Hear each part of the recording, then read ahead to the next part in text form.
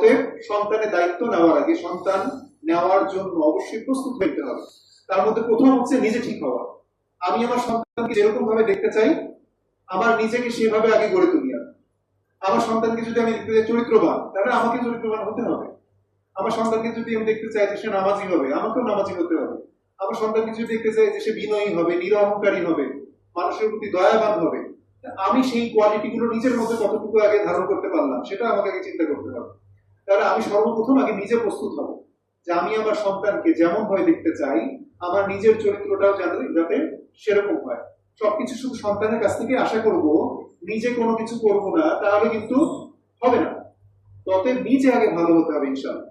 তা আমাকে বুঝতে হবে যেটা আল্লাহর একটা পরীক্ষার মাধ্যম, এবং এটা একটা জিনিস যেটা আমার মৃত্যুর পরবর্তী জীবনেও এর সোয়াব অথবা গুনাহ কন্টিনিউ করবে। তার মধ্যে একটা বিষয় হচ্ছে অবশ্যই আমি কেমন সন্তান রেখে যাচ্ছি। তবে এটা খুবই চিন্তা করার বিষয়। ক্যারিয়ার এবং পরিবারের ব্যালেন্স, আমার যে চাকরি জীবন, আমার অন্যান্য যে কাজকর্ম, সেগুলোর সাথে আমার পরিবারের ব্যালেন্স করতে পারছি কিনা, নাকি আমার কোনো একটা সাইড বেশি গুরুত্বপূর্ণ হয়ে যাচ্ছে, আরেকটা সাইডকে আমি অবহেলা করে ফেলছি। এটা চিন্তা ভাবনা করতে হবে, দোয়া করতে হবে অবশ্যই আল্লাহর কাছে, যিনি আমাদেরকে এই জিনিসগুলো দিবেন তার কাছে যদি আমি দোয়া না করি সফলতার আশা করা যায়? সবকিছু তো আমার হাতে নাই, তাই না? একটা মানুষ যার সাথে আমার বিয়ে হবে, তাকে তো আমি আগে থেকে ইসলামিক গাইডলাইন অনুযায়ী যদি চিন্তা করি, আগে থেকে তার সাথে হচ্ছে ঘোরাফেরা করার, খুব একেবারে কথাবার্তা বলার সুযোগ তো নাই। আপনি কিছু ক্রাইটেরিয়া অনুযায়ী তাকে হচ্ছে যাচাই করতে পারেন, বিবেচনা করতে পারেন, কিন্তু এটা কিন্তু অনেকটা বিশাল একটা ঝুঁকির বিষয়।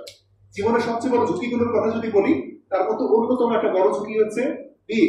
সেটার জন্য যেই সত্তার তরফ থেকে এই জিনিসগুলো নির্ধারিত হয়, সেই সত্তার কাছে যদি আমি দোয়া করতে ভুলে যাই, তার কাছে যদি আমি চাইতে ভুলে যাই, তাহলে কি ভালো জিনিস আসার সম্ভাবনা আছে? নাই। তাহলে অবশ্যই আল্লাহ রাব্বুল আলামিনের কাছে দোয়া করতে হবে, এবং আমার দায়িত্বের সময়সীমা কতটুকু এটা বুঝতে হবে। ঠিক আছে? আর এই ছিল হচ্ছে যে সন্তান নেওয়ার আগের প্রস্তুতি। প্যারেন্টিং চ্যালেঞ্জ আমি বলেছিলাম যে বাচ্চার অবসর সময়, এইটা হচ্ছে আমার জন্য চ্যালেঞ্জিং একটা বিষয়। কেমন করে আমি এটাকে ম্যানেজ করব? বাচ্চা কার সাথে বন্ধুত্ব করবে, এটা একটা চ্যালেঞ্জের বিষয়। স্বাধীনতার সীমাটাকে কতটুকু দিব, শাসন এবং আদরের মধ্যে ভারসাম্য কতটুকু করব, সেটা আমার একটা চ্যালেঞ্জের বিষয়। তাকে মধ্যমপন্থী জীবনযাপনে অভ্যস্ত করাতে হবে। আমার অনেক টাকা পয়সা আছে বলেই আমি তাকে যে খুব উচ্চবিত্ত ল্যাভিশ লাইফ লিড করাবো, এটা কিন্তু ভালো প্যারেন্টিং এর লক্ষণ না। অতএব তাকে একটা মধ্যমপন্থী জীবন দিতে হবে। সে চাওয়া মাত্র সবকিছু পেয়ে যাচ্ছে, না চাইতেই অনেক কিছু আমি তাকে দিয়ে দিচ্ছি, এরকম যাতে না হয়। তাকে একটু শেখানো উচিত যে বাবা, যে কোনো কিছু পেতে হলে তোমাকে একটু ধৈর্য ধারণ করতে হবে, একটা নির্দিষ্ট টার্গেট সেট করে দিতে হবে। তুমি অমুক জায়গায় পৌঁছানোর আগ পর্যন্ত তোমার এই জিনিসটা তুমি পাচ্ছ না, এই জিনিসটা পাইতে হলে তোমাকে অমুক জায়গা পর্যন্ত পৌঁছাতে হবে, এরকম একটা টার্গেট সেট করে দিতে হবে। একটু অভাব বোঝাতে হবে। একটু চিন্তা করবে যে যেই ছেলেটা ছোটবেলা থেকেই ধরো সকল বিনোদনের মাধ্যম, অথবা সে হচ্ছে যে ছোটবেলায় একটা মোবাইল পেয়ে গিয়েছে, একটা মোটরসাইকেল পেয়ে গিয়েছে, তার কাছে কিন্তু পরবর্তী জীবনে যে তার কাছে জীবনটা অনেকখানি মনে হবে যে পাংশে, জীবনে মনে হয় কোনো ধরনের কোনো আনন্দ নাই, এরকম মনে হবে। কিন্তু যেই ছেলেটা ছোটবেলা থেকে ধরেন যে তাকে প্রথমে একটা সাইকেল দিয়েছেন, তার একটা আশা থাকবে যে ভবিষ্যতে কবে বাইক চালাবে, পরবর্তীতে তার যখন সামর্থ্য সে একটা বাইক কিনলো। এই প্রত্যেকটা জিনিসের যখন সে ফ্লেভার পাবে, তখন তার জীবনের কি আসল অনুভূতিটা সে উপলব্ধি করতে পারবে। আর চাওয়া মাত্র বা চাওয়ার আগেই যদি আমি তাকে সবকিছু দিয়ে দেই, তাহলে কিন্তু ভারসাম্য হলো না। অতএব মধ্যমপন্থী জীবনযাপন অভ্যস্ত করা উচিত। আর ক্যারিয়ার গাইডলাইন, বাচ্চার কোন ক্যারিয়ার কেমন করে কি করবে না করবে, বাচ্চার তো একটা নিজস্ব শখ থাকবেই, বা তার নিজস্ব একটা ইচ্ছা থাকবে, তার নিজস্ব একটা প্যাশন থাকবে। কিন্তু সেই প্যাশনকে পরিপূর্ণ রাস্তায় গাইড করা, এটা বাবা মার দায়িত্ব। আমি তার উপরে কোনো কিছু চাপিয়ে দেবো না, কিন্তু তাকে হালাল হারাম, আল্লাহ কোনটাতে অসন্তুষ্ট, কোনটাতে সন্তুষ্ট, তার জীবনের ব্যালেন্স কেমন করে কোন জায়গায় ঠিক হতে পারে, সেই সংক্রান্ত গাইডলাইন আমাকে প্রপারলি দিয়ে দিতে হবে। এক্ষেত্রে দুনিয়ার বর্তমান ট্রেডিশন দ্বারা ভুলে গেলে হবে না। আমাকে যদি আল্লাহর কাছে আমি সফল হতে চাই, তাহলে আল্লাহ কি চান সেই অনুযায়ী আমাকে চিন্তা ভাবনা করতে হবে। নৈতিক এবং আধুনিক শিক্ষা সমন্বয় হওয়া উচিত। নিরাপত্তা এবং ঝুঁকি, বাচ্চাকে খুব বেশি নিরাপত্তা দিয়ে একেবারে অভ্যস্ত করে ফেলানো যাবে না, আবার ঝুঁকির মধ্যেও ফেলা যাবে না। এই দুইটার মধ্যে সমন্বয় করতে হবে কিছুটা, যাতে সে কিছুটা হলেও কষ্ট পেয়ে শিখতে পারে। আর সন্তানের বিয়ের ব্যাপারে তো অবশ্যই চিন্তা করতে হবে, কারণ সময় আমি দেখেছিলাম সময় আমাদের যে ক্রিটিক্যাল সময়গুলো বাচ্চার জন্য, তার মধ্যে যে স্কুলের 6 ঘন্টা, সে যে খেলাধুলা করছে 1 থেকে 1.5 ঘন্টা, এবং এর বাহিরে মোটামুটি তার অন এভারেজ প্রত্যেক দিন 2 থেকে 3 ঘন্টা তার একেবারে ফ্রি টাইম থাকছে। এই সময়টা হচ্ছে ক্রিটিক্যাল। এই সময়টা আমি তাকে কেমন করে ম্যানেজ করবো। তার স্কুলের 6 ঘন্টা, তার খেলাধুলার সময় এবং অবসর সময় 2 থেকে 3 ঘন্টা, মোটামুটি বলা যায় যে 9 থেকে 10 ঘন্টা সময় প্রত্যেক দিন। এই প্রত্যেক দিন 9 থেকে 10 ঘন্টা সময় আমি তাকে কেমন করে গাইড করবো, এটা হচ্ছে আমাদের জন্য চ্যালেঞ্জ। তাহলে এখন বলেছিলাম যে বিনোদনের ক্ষেত্রে কিছু কিছু গাইডলাইন, যে যেই বিনোদন আমি নিয়ন্ত্রণ করতে পারবো না তা বর্জন করার চিন্তা ভাবনা করতে হবে। স্মার্ট মোবাইল কখন দিব, সামাজিক মাধ্যম নিয়ে সচেতনতা, ভিডিও গেমস নিয়ে সচেতনতা, এগুলো আমি বলেছিলাম। এখন বর্তমান যুগের চ্যালেঞ্জগুলো একটু সম্পূর্ণভাবে একটু আলোচনা করার চেষ্টা করি। স্মার্টফোন, প্রথম জিনিস হচ্ছে স্মার্টফোন। আমাদের সবচেয়ে বড় বিভ্রান্তি এবং বর্তমান সমাজে পাপের অন্যতম উৎস হচ্ছে স্মার্টফোন। আমি যদি আমার জীবনেও যদি চিন্তা করি যে আমি কোন কোন জায়গাগুলোতে ঝুঁকির মধ্যে রয়েছি, কোন কোন জায়গাগুলো ঝুঁকির মধ্যে রয়েছে, তা আমি খুব ভালো মতো পর্যালোচনা করে দেখতে পারতেছি যে আমার অন্যান্য জায়গাগুলো আমি চাইলেই কন্ট্রোল করতে পারি। ইনশাআল্লাহ আমার দ্বারা কোনো পাপ হওয়ার সম্ভাবনা নাই যদি আমি সচেতন থাকি। কিন্তু এই একটা ক্ষেত্রে স্মার্টফোন, এখানে আমি মানে ইনভেরিয়েবলি বলতে পারবো এরকম যে কেউই ঝুঁকির বাইরে না। যত বড়ই বুজুর্গ হোক না কেন, যত বড় সচেতন মানুষ হোক না কেন, বর্তমান যুগে এমন একটা জিনিস এটা যে আপনার হাতের মুঠোয় সমস্ত পাপের উৎস নিয়ে চলে আসছে। খালি শয়তানের ওয়াসওয়াসায় একটু পা দেওয়াই যথেষ্ট, আপনাকে শয়তান একেবারে সর্বনিম্ন স্তরে নিয়ে যাবে। আগে কোনো একটা পাপ করতে হলে আগে থেকে অনেক চিন্তা ভাবনা করতে হতো, প্ল্যানিং করতে হতো, মানুষের চোখের আড়ালে যে আমি কেমন করে সেই পাপটাকে বাস্তবায়ন করব সেরকম অনেক কিছু পরিকল্পনা করার ব্যাপার স্যাপার ছিল। এখন কোনো পরিকল্পনা করার কোনো কিছু নাই। শয়তান আপনার হাতের মুঠে সবকিছু এমন ভাবে এনে দিয়েছে যে আপনার একটু অসচেতনতায় সর্বোচ্চ পাপের পথটা খুলে দিতে পারে। তাহলে খুব ভয়াবহ। তাহলে বড়দের জন্যই যদি এই জিনিসটা চ্যালেঞ্জ হয়, দুনিয়ার সবচেয়ে বুজুর্গ ভালো মানুষের জন্য যদি এই জিনিসটা চ্যালেঞ্জ হয়, তাহলে আমার ছোট বাচ্চার জন্য জিনিসটা কত পরিমাণ চ্যালেঞ্জ একটু চিন্তা করতে হবে।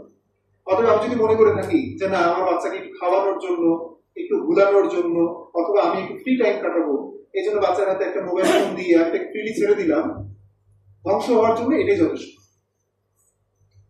তাই বলে যে আবার একেবারে এই জিনিস তার হাতের নাগালে দেওয়াই যাবে না, বিষয়টা এমনও না। নিষিদ্ধ জিনিসের প্রতি কি আগ্রহ আবার বেশি হয়ে যায়, তাই না? তাহলে আমি তাকে এমন ভাবেই ততটুকুই দিব যতটুকু সময় আমি তাকে প্রপারলি মনিটরিং করতে পারতেছি, এবং সেটাও খুব বেশি সময় হবে না।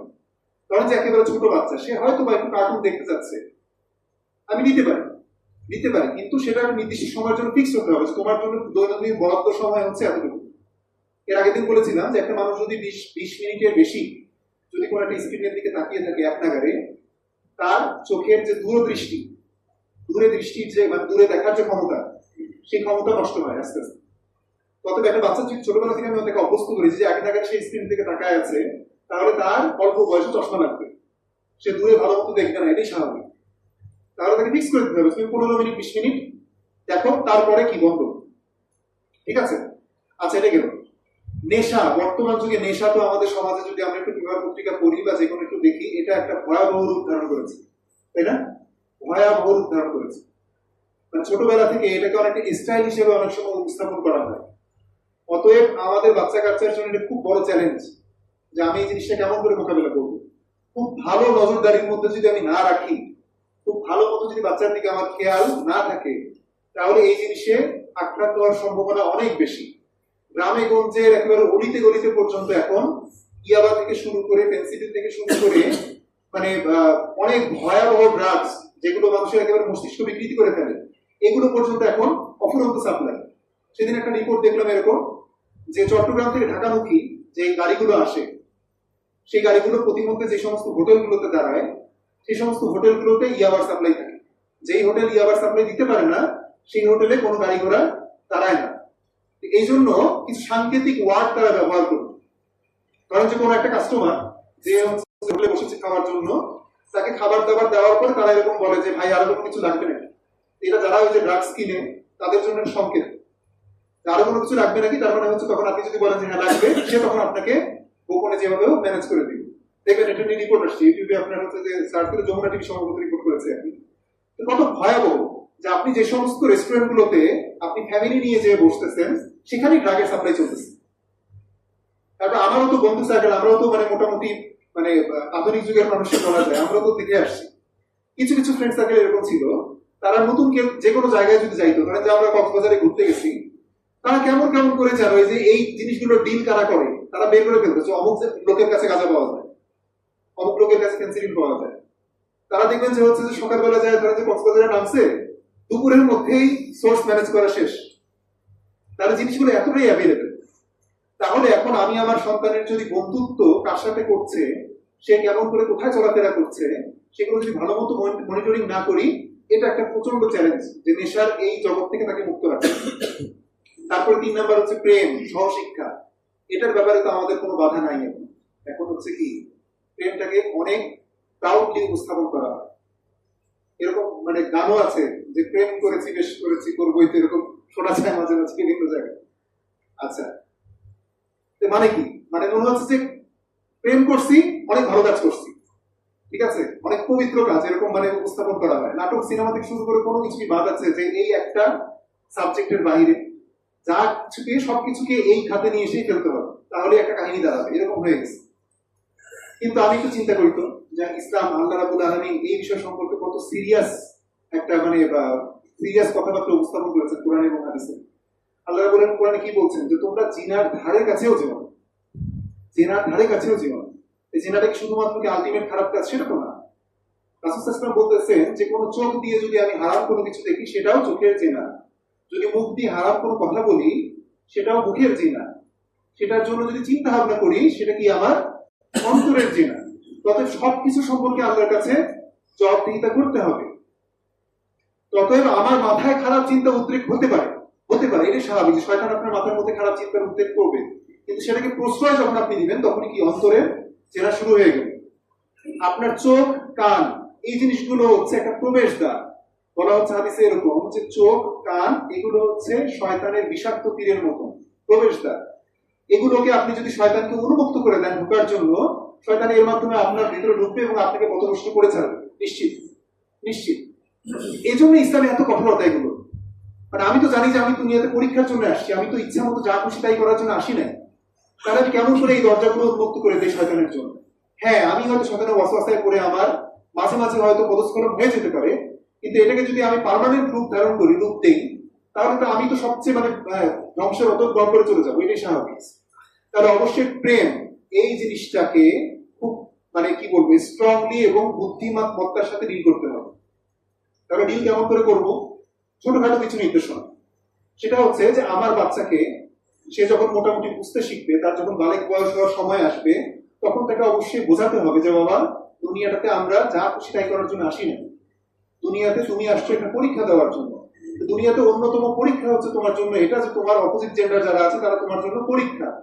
তাহলে তোমার জন্য একটা নির্দিষ্ট হালাল সময় আছে, তোমাকে সেই হালাল সময়ের আগ পর্যন্ত তোমাকে ধৈর্য ধারণ করতে হবে।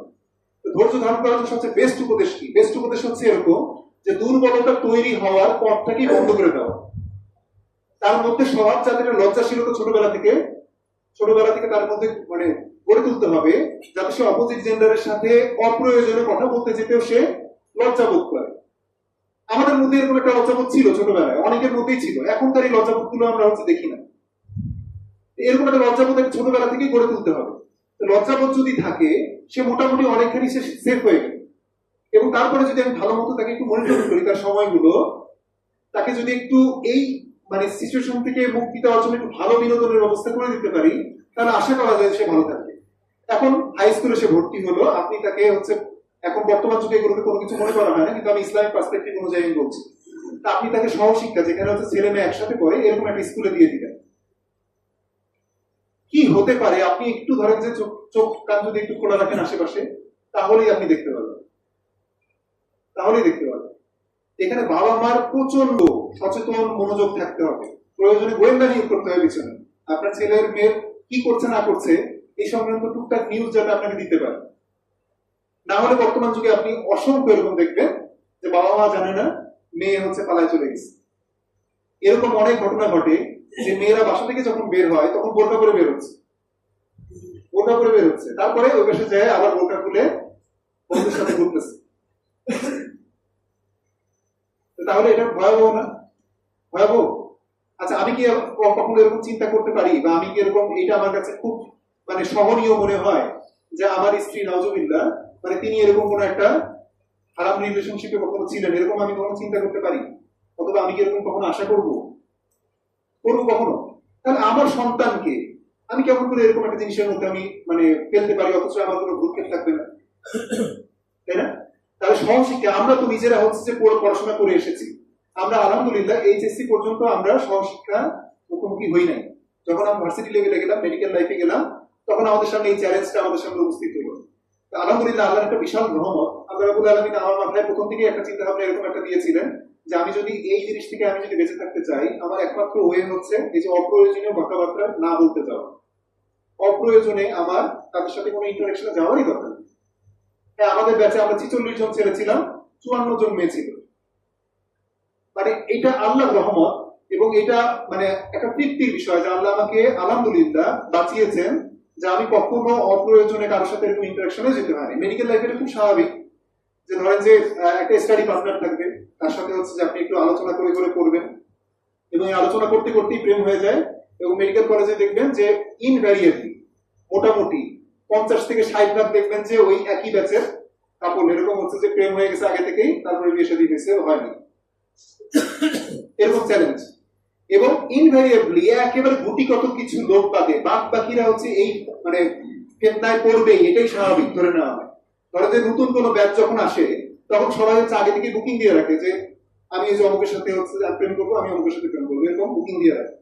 এগুলো হচ্ছে সহশিক্ষায় চলে, এটা স্কুল থেকেই চলে। কেউ যদি মানে এটাকে মানে ওই যে মানে উট পাখি হচ্ছে বালুর মধ্যে মুখ গুজে রাখে, এরকম একটা কথা আছে যে উটের মতন উট পাখির মতন বালুর মধ্যে মুখ গুজে রেখে আমি বাস্তবতাকে অস্বীকার করব, এটার কোনো উপায় নেই। এটি সত্য যে আপনার স্কুল কলেজগুলোতে কি চলে আমরা দেখতেছি তো, প্রতিনিয়ত হচ্ছে যে সব জায়গাতে হচ্ছে দেখা যাচ্ছে। এখন তো আরো উন্মুক্ত, ফেসবুক খুললেই অহরহ এই নিউজ গুলো দেখা যাচ্ছে। এরকম একটা ঘটনা দেখেছিলাম যে এক মেয়ে, সে হচ্ছে যে মিডিয়াতে এসে কান্নাকাটি করে বলছে যে কোনো ছেলের উপরে আমার আর কোনো বিশ্বাস নেই। কেন? যে আমার এক ফ্রেন্ড, তার সাথে হচ্ছে আমি তাকে তো মনে করতাম যে সে আমার হচ্ছে যে একেবারে কি বলবো সবচেয়ে বড় শুভাকাঙ্ক্ষী, তাকে আমি অনেক বিশ্বাস করতাম, আমাদের বাসাতেও তার যাতায়াত ছিল, আমার বাবা মাও তাকে অনেক বিশ্বাস করতো। তা আমরা যখন হচ্ছে স্কুলে ছিলাম তখন হচ্ছে এরকম একটা ফ্রেন্ডের তরফ থেকে একটা পিকনিকের আয়োজন করা হলো যে পিকনিকে আমরা অনেক জায়গাতে ঘুরতে যাবো। তো তাকে যেহেতু অনেক বিশ্বাস করে আমার বাবা মা, তার সাথে আমাকে ছেড়ে দিছে যে আমি হচ্ছে তার সাথে পিকনিকে যাবো। পিকনিক থেকে যখন আসতেছে তখন হচ্ছে যে গাড়ির মধ্যে সে একটা মানে আনকমফোর্টেবল সিচুয়েশনের সে সম্মুখীন হয়েছে। এটা হওয়ার পরে সে খুব আপসেট যে পুরুষ জাতির উপর থেকে আমার বিশ্বাসটা হারাই গেছে। সেটা কি হওয়া স্বাভাবিক কিনা? আপনি যখন ওই যে বলা হয় যে আগুন আর মোমকে যখন পাশাপাশি রাখবে, রিয়াকশন তো হবেই নাকি? হবেই তো। এই জন্য আল্লাহ রাব্বুল আলামিন কি বলতেছেন, রাসূল সাল্লাল্লাহু আলাইহি ওয়াসাল্লাম কি শিক্ষা দিচ্ছেন সেটা আমরা একটু দেখি। রাসূল বলতেছেন যে যখন একটা নারী এবং পুরুষের মাঝে তৃতীয় কোনো ব্যক্তি উপস্থিত থাকে না, তখন তাদের মাঝখানে উপস্থিত হয় কে? শয়তান। অবশ্যই উপস্থিত হবে শয়তান। আপনি তার সাথে হেসে গেলে কথা বলবেন, তার সাথে বন্ধুত্ব করবেন, তার সাথে ঘুরতে যাবেন, খাইতে যাবেন, আর আপনার মনের মধ্যে দুর্বলতা তৈরি হবে না, এটা তো অসম্ভব। হয় আপনার মনের মধ্যে হচ্ছে যে মনের অথবা শরীরের সমস্যা আছে, হরমোনাল কোনো সমস্যা আছে। কিছু কিছু লোক আছে না এখন বর্তমান যুগে হচ্ছে যে মানে নারী নারীর সাথে হচ্ছে বিয়ে করতে যাচ্ছে, পুরুষ পুরুষের সাথে পালায় চলে যাচ্ছে, তারপরে হচ্ছে যে টিএসসি মোড়ে এসে তারা আবার গর্ব করে নিজেদেরকে উপস্থাপন করতেছে। এরকম যদি শারীরিক বা হরমোনাল কোনো সমস্যা না থাকে, অথবা যদি হচ্ছে আমি একেবারে মহাপুরুষ ফেরেশতা না হয়ে যায়, ফেরেশতারা তো চাহিদার ঊর্ধ্বে, তাই না? আল্লাহ রাব্বুল আলামিন তাদেরকে রোবট হিসেবে বানিয়েছেন, তারা সব সময় আল্লাহ রাব্বুল আলামিনের শুকরিয়াই করতে থাকে, তাদের কোনো স্বাধীন ইচ্ছা শক্তি নাই। কিন্তু মানুষ যেহেতু স্বাধীন ইচ্ছা শক্তির মানে একটা গুণ যেহেতু মানুষের আছে, অতএব এটা কিন্তু বিশাল চ্যালেঞ্জ। অতএব আমি যদি ওরকম মনে করি যে না আমি মহাপুরুষ, আমার কিছুই হয় না, তাহলে মনে করতে হবে তুমি সবচেয়ে বড় মিথ্যাবাদী। অতএব এই সহশিক্ষা, এই সমস্ত বিষয়গুলো থেকে প্রচন্ড সতর্কভাবে আমার সন্তানকে গাইড করতে হবে। পর্নোগ্রাফি সমসাময়িকতা, এগুলো তো আমি একটু আগে মানে কথার মধ্যে এসছে আর কি, যে একটা পরিসংখ্যান যদি বলি, বাংলাদেশের পরিসংখ্যান অন্য কোনো জায়গায় পরিসংখ্যান না, বাংলাদেশের পরিসংখ্যান হচ্ছে এরকম যে এটা মোটামুটি প্রায় 5,000 থেকে 6,000 শিক্ষার্থীর উপরে করা গবেষণা। সেখানে দেখা যাচ্ছে এরকম যে 10 বছর বয়স হওয়ার আগেই গড়পড়তা 1 থেকে 2 জন বাচ্চা তারা পর্নোগ্রাফির সম্মুখীন হয়েছে এবং এটাকে মোটামুটি আসক্ত। কত কিছু সিরিয়াস বোঝা যায় যে 10 বছর বয়স হওয়ার আগে একটা ছেলে অথবা মেয়ে এই মহা জঘন্য জিনিসের সে আসক্ত হয়ে যাচ্ছে। তার চিন্তা করা উচিত না? হ্যাঁ, অথচ আমাদের দেখা যায় যে মোবাইল দিয়ে বসাইতেছে, সে কি কোথায় যেতে পারে বলো? এখন তো সার্চও দেওয়া লাগে না, অটোমেটিক্যালি হচ্ছে বললাম যে চোখের সামনে চলে আসে। কোনো লোক এটার ফিতনা থেকে হচ্ছে যে আওতার বাহিরে না। আচ্ছা, সমকামিকতার বিস্তার তো আমরা দেখতেছি, এটার অধিকারের জন্য এখন আন্দোলন করা হচ্ছে, বিভিন্ন দেশে অলরেডি অধিকার দেওয়া হয়ে গেছে। বাংলাদেশে আলহামদুলিল্লাহ আল্লাহ আমাদেরকে এখন পর্যন্ত বাঁচিয়ে রেখেছেন, তবু এগুলো নিয়ে কিন্তু বিভিন্ন ধরনের প্রচার প্রচারণা, ট্রান্সজেন্ডার ইস্যু, এগুলো নিয়ে বইপত্রে পর্যন্ত লেখালেখি হয়ে গেছিল, চিন্তা করা যায়। বইপত্রে পর্যন্ত শরীফ হাবিজাবি কিন্তু অনেক টাইম চলেছে, আমরা তো জানি। আচ্ছা, বিজাতীয় সংস্কৃতির অন্তর্ভুক্ত, আমার বাচ্চাকে এমন ভাবে বড় করতে হবে যাতে সে ইসলামিক সংস্কৃতি ধারণ করাটাকে প্রাউড ফিল করে, ইসলামিক সংস্কৃতি ধারণ করে সে কমফোর্টেবল ফিল করে। তার কাছে বিজাতীয় যে সংস্কৃতিগুলো, যেগুলোকে আধুনিকতা নামে বর্তমানে প্রচার করা হচ্ছে, সে যাতে সেগুলোর বিরুদ্ধে সে ছোটবেলা থেকে রেজিস্ট্যান্স গ্রো করে। আমি ছোটবেলা থেকে তাকে যদি গাইড না করি, এটা ভালো খুব অসম্ভব যে আমি তাকে বড় হয়ে যে একদিন গাইডলাইন দিব সে মেনে চলতে থাকবে। তাহলে বর্তমান যুগে দেখি যে আমরা তো হচ্ছে যে মানে ভ্যালেন্টাইন্স ডে, ঠিক আছে, হাবি জাবি ধরনের ডে পালনে আমরা অভ্যস্ত। এখন কি দেখি যে হলোইন, এই যে ভৌতিক বিভিন্ন ইউরোপিয়ান ট্রেডিশন, একটা নির্দিষ্ট দিনে তারা হচ্ছে ভৌতিক বিভিন্ন সাজে সজ্জিত হয়ে তারা হচ্ছে যে পার্টি করে। এগুলো জিনিস আমাদের সমাজে হতে চলে আসছে, আমাদের সমাজে দেখি যে বিভিন্ন ছেলে পেলে এগুলোকে পালন করতেছে। কারণ আমার বাবা মা যদি এগুলো জিনিসকে যদি মনে করে যে না একটু ছোট বয়স এগুলো তো করবেই, তাহলে ধ্বংস হবে, এটি স্বাভাবিক। তবে বাচ্চা কাচ্চাকে ইসলামিক ট্রেডিশন গুলো ফলো করার জন্য উৎসাহিত করতে হবে। সে যাতে রাসূল সাল্লাল্লাহু আলাইহি ওয়াসাল্লাম যেই লাইফ লিড করেছেন সেই লাইফ লিডে যাতে সে কমফোর্টেবল ফিল করে। তবে এটা খুব একটা চ্যালেঞ্জ। শিক্ষা, এটা দিয়ে আজকে শেষ করবো, যে শিক্ষাটাকে দেওয়ার ক্ষেত্রে সবচেয়ে বড় যে বিষয়টা থেকে সে প্রথমে শিক্ষা দিতে হবে, তাকে আল্লাহর স্বরূপ শিক্ষা দিতে হবে, যে তোমাকে যে সৃষ্টি করেছেন তার স্বরূপটা কিরকম, তুমি যে জীবন ব্যবস্থার উপরে তুমি চলবা পুরো দুনিয়াতে, তোমার পুরো সময়টা জীবনটা, সেটা স্বরূপটা কিরকম, তোমার জীবনের উদ্দেশ্যটা আসলে কি, তোমার জীবনের উদ্দেশ্যটা কি ভালো একটা চাকরি করা, ভালো ইনকাম করা, সমাজে হচ্ছে খুব বড় একটা পজিশনে যাওয়া, এটা কি তোমার জীবনের আসল উদ্দেশ্য, নাকি তোমার জীবনের আসল উদ্দেশ্যটা কি, সেটা আগে থেকে শিখতে হবে। এই শিক্ষাটা যদি ছোটবেলা বলবৎ করে দিতে পারি, সে মোটামুটি একটা গাইডলাইন পেয়ে যাবে। সে যদি কোনো কিছু খারাপ কোনো কিছু করতে চায়, তার মনের মধ্যে অনুশোচনা আসবে, অনুতপ্ত আসবে।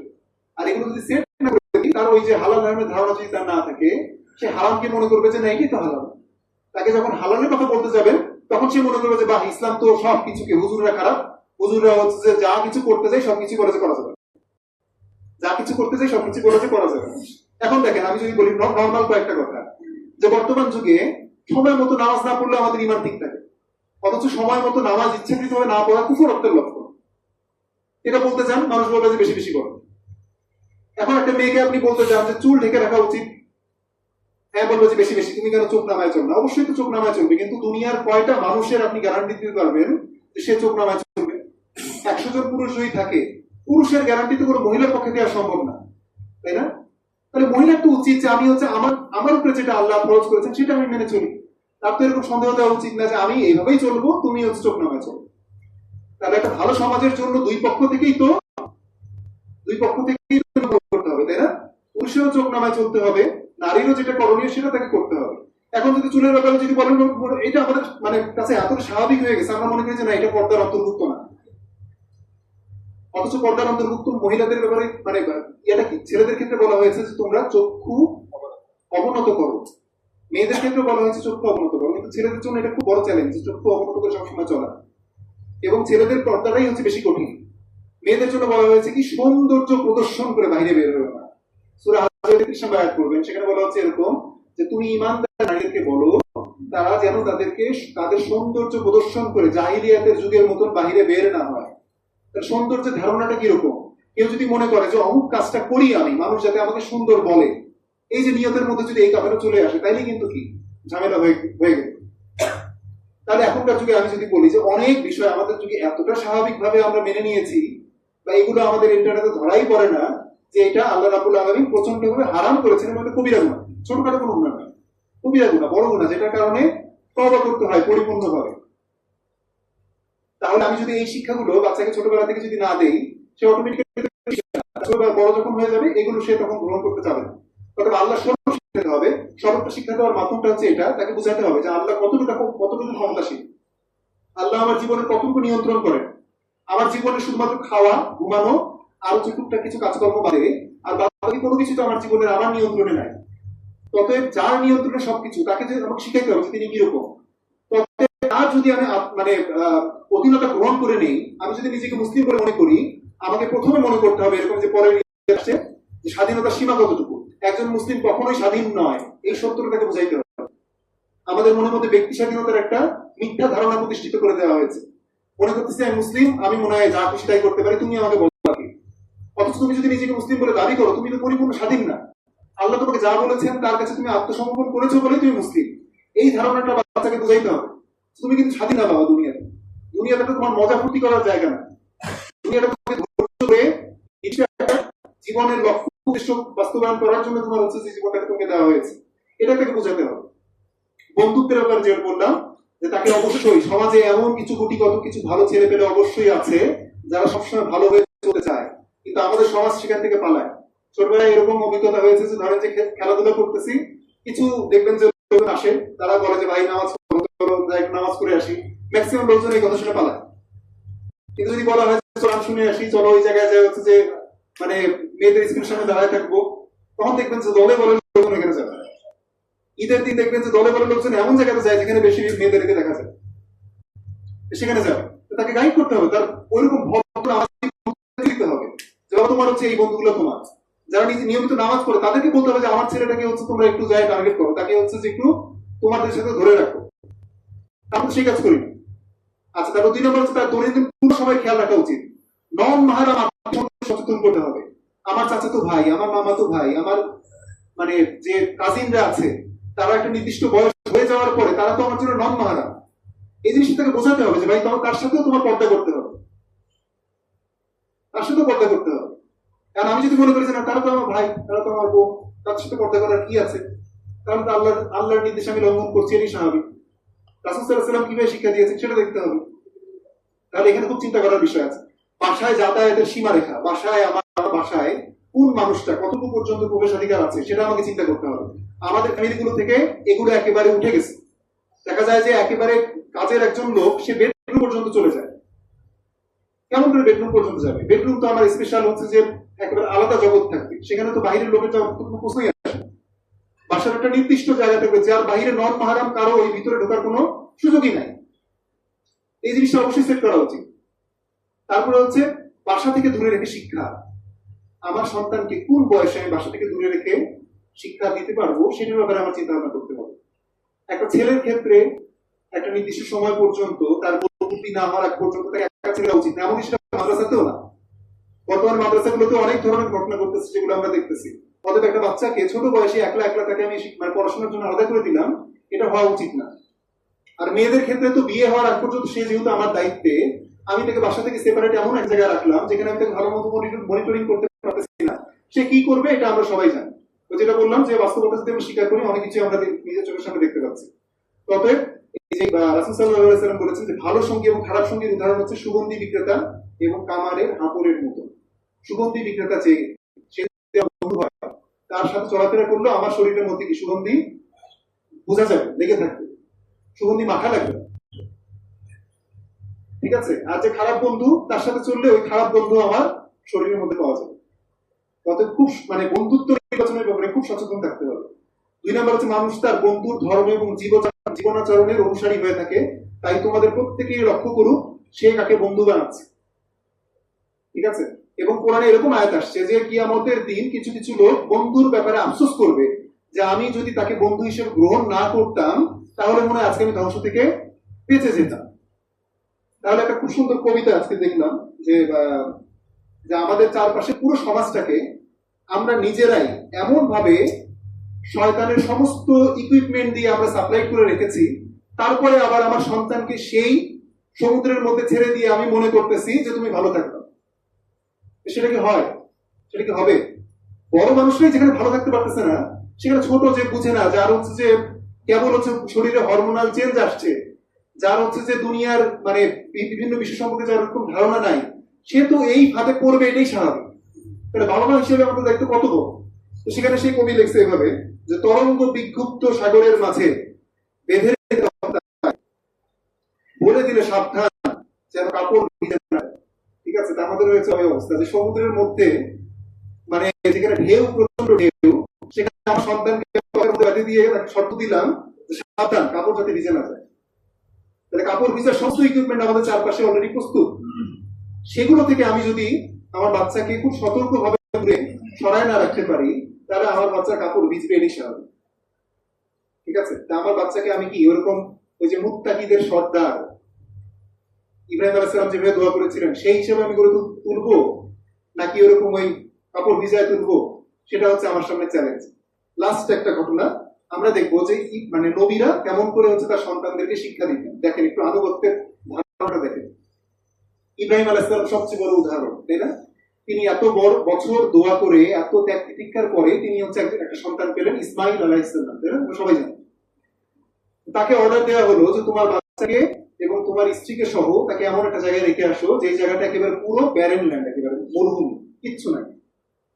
যখন তার ওয়াইফ জানলেন যে এই অর্ডারটা এসেছে আল্লাহ তাআলার তরফ থেকে, তার ওয়াইফ কি বলেছিলেন যে না আমি তোমার সাথে সংসার করবো না? নাউজুবিল্লাহ।